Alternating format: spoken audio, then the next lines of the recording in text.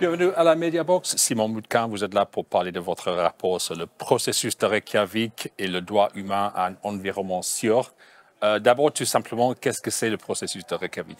Alors, le processus de Reykjavik, c'est enfin une étape que le comité des ministres a mis en place lors du sommet de Reykjavik et qui reconnaît le droit à l'environnement sain, qui reconnaît que les États membres doivent inclure le droit à l'environnement sain. Mais le sommet de Reykjavik a aussi annoncé un processus, le processus de Reykjavik, pour intégrer au sein de l'organisation du Conseil de l'Europe le droit à l'environnement sain dans des instruments juridiques, à savoir la Convention européenne des droits de l'homme, la Charte sociale ou éventuellement une nouvelle convention. Donc c'est une première étape que maintenant il faut pouvoir formaliser, et c'était ça l'objet de mon rapport, c'était de proposer des directions pour la formalisation du droit à l'environnement sain.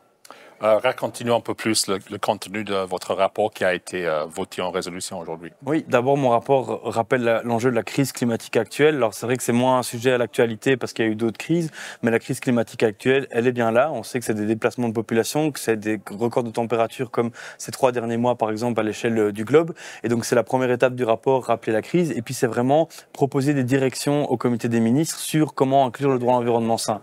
Et on veut être terre à terre, on veut proposer des mesures concrètes, comme par exemple le fait de créer un processus de dépôt des plaintes par rapport à des litiges environnementaux avec un suivi, un monitoring, le fait de proposer un rapporteur sur les questions environnementales par exemple, et aussi et surtout le fait de devoir inclure les citoyens, dont les jeunes, dans ces réflexions autour du droit à l'environnement sain ces prochains mois.